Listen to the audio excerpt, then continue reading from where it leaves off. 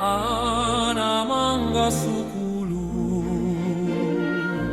anaphunzitsa anthu sana ngoyankhula, anamanganso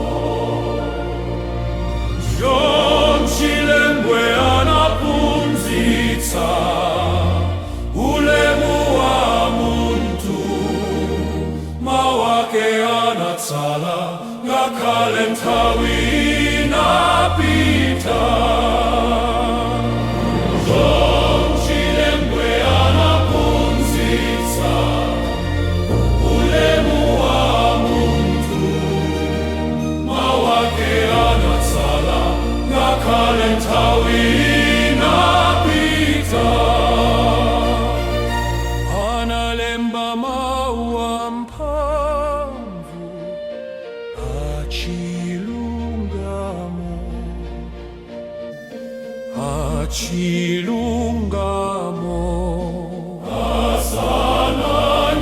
asananyamule imfa idamva.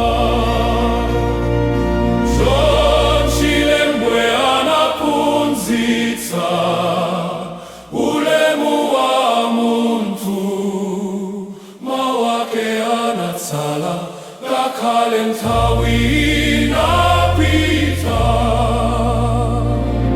John Chilembwe anaphunzitsa ulemu wa muntu, mawake anatsala ngakhale nthawi